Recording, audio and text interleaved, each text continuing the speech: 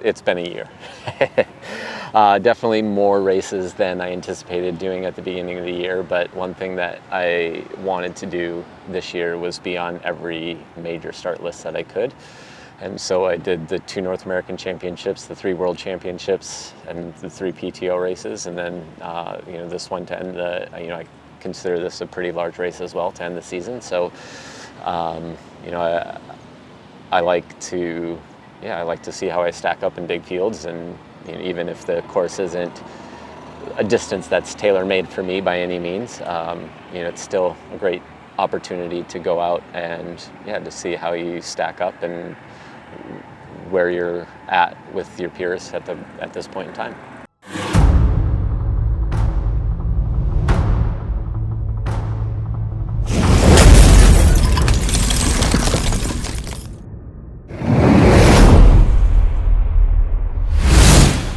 We are back in Daytona. This will be go number 3 on the track. The first one kind of started with a bang, so it's a race that I've kept on the calendar just for nostalgia, if nothing else. It's just a place with some good memories. So happy to end the season here. It's been a long year, but I've got one more good day in me, I think. So with Ironman Arizona being just 11 days ago, I traveled pretty late, so just got in, I guess, Wednesday night at about 10:30 p.m.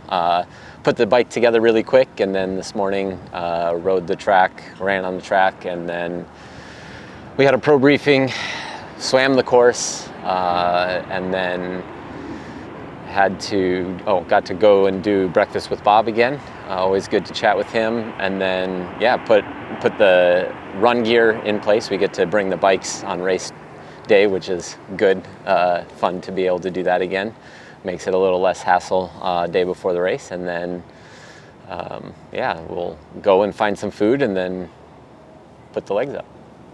I'm just looking to go out and have a good race, have fun, feel like I crossed the finish line leaving nothing out on the course. I'm feeling pretty good physically, mentally, so I'm not going in with like any excuses or anything, but the level of racing is going to be really high, and you've got to bring your A game, and if you don't, it's going to show it really fast. So if that happens, it happens. It's not what I'm hoping for by any means. I definitely think I can have a good day here tomorrow, and that's what we're planning on, but I'm not going to throw a fit, kick my toes, or lose any sleep over it if something bad happens. I honestly have no idea what to expect tomorrow. I've ran a total of 56 minutes at full body weight since Arizona. 12 of those minutes were this morning, and then one other run earlier, and then a couple runs on the lever. So I definitely haven't tested the legs out too much, but there's no real lingering soreness or anything like that, so it's just going to be go out and have a fun day. This time of year racing is I guess for me it's just bonus miles, I guess. Anything that you can get out of here is just kind of gravy to the season.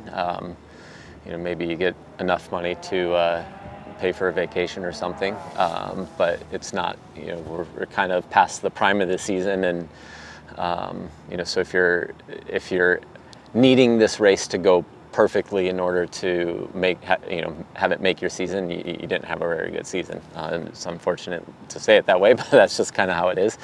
I'm in a thankful spot where that's not the case. So really, I have zero pressure. I can just go out and have fun and enjoy the day. The swim is going to be stupid fast. There's a lot of good swimmers, and so it'll be interesting just to see how everything shakes out. It's a little bit of a shorter swim. Everything's short. I haven't done a race this short since 2016. I guess it's shorter than the 100K PTO distance, but longer than Olympic. So it's kind of a mesh between the ITU guys and then the 70.3 guys, and I'm probably more of the Ironman guy. But that's all right. It's a great venue. It's a great thing for the sport. Clash is doing a lot of things to propel the sport forward, to propel the profession forward. So, I think that it's important to be here for me, whether it's trying to have the best day possible, whether it's trying to, fight for the podium at the end, or whether it's just to support a brand that's supporting us so well. Hey, watch out. Matt's coming in. Put your hands together for this amazing performance today. Fourth, I thought. Fourth, right? How much further? Fifth, right? Capping out an amazing 2022 that included an Ironman win and so many top performances. Matt Hanson. Good job, Matt. Yeah, buddy. Matt. All right, that is a wrap on 2022. So I was 5th at Clash Daytona this weekend. Overall, happy with the day. Definitely was a painful one for a number of reasons. Obviously, it's the shortest race I've done. I haven't done an Olympic since, I don't remember when, 2016. This was shorter than the PTO races, so not really my forte. I like to have a little bit of more time, but it was a lot. It was fun. It was a good place to end the season. I've been asked quite a few times why I would even bother coming to a race like this. Clash does a really good job of supporting the professionals, and I think it's good to support the people that support you. And so they just treat us really well. We had a nice social afterwards, it makes it more fun. And the broadcast is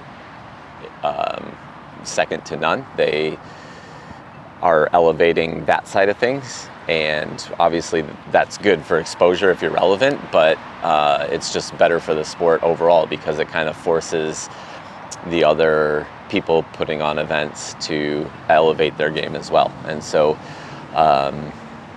obviously I have some good memories here, so it's there's just a lot of reasons that I wanted to be here. And overall glad I came.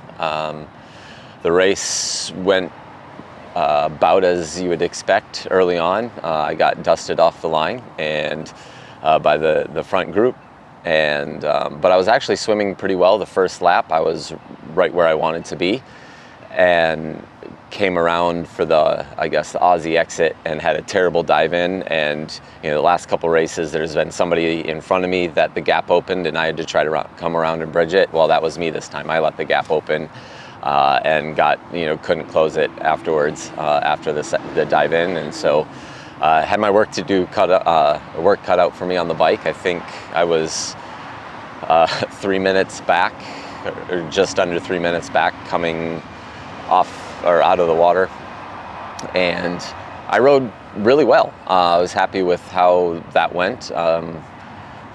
It was a pretty lonely day out there. I would pass one person at a time. It was really windy, and so I think that broke things up. There was a couple groups that had formed together, one at the front of a group of 3 or 4, and then one kind of more in again towards the front. But I would pass one person at a time that would get splintered off the group as I was working my way up, and just kept it steady and consistent. I didn't really look at any power. I just had my auto lap set for every 5 miles, since it's a closed course. I never do this, but I did this one and just tried to keep it as consistent as possible. And I think my plus or minus on the per 5 miles was 12 seconds. So I'll take that. So that means that things were consistent. I wasn't fading too much at the end. And I was 15 seconds down from that bigger group coming off the bike. So I chewed away a lot of time, had the 4th fastest overall bike, and then got off and I'm like, okay, I've got a shot here, and started running, and pretty quickly I'm like, okay, I don't got a shot here. The legs were a little soft, and that was a little bit to be expected. I hadn't done much of any running since Arizona, just a couple runs to just try to wake things up, and you hope that it shows up, but I was able to run well, but it was just missing that that top end that I would need to be competitive for the front of the race. And that's the way it is. I knew that coming in. It wasn't I wasn't like devastated about it. Still had the 4th fastest run. So it was just fine overall. The day was good. I'm happy with the way that we ended the season. Yeah, I'm looking forward to a nice off season. I'm going on a no bike vacation with Ash. We haven't done that for way too long, so that was another reason that I extended the year all the way to Daytona, is because we made the reservations a long time ago, and I had to be on break next week. So we'll just get away for a couple days, and then I'll take a week of nothing, no bike or run for sure. Maybe I'll get in the water, and then I'll do a week of, maybe I'll ride my bike, maybe I won't, but I'll definitely be in the water on week 2. But no structure, just get in and just move the body a little bit, try to feel a little bit more human. And then week 3 and 4, I think I'll just have the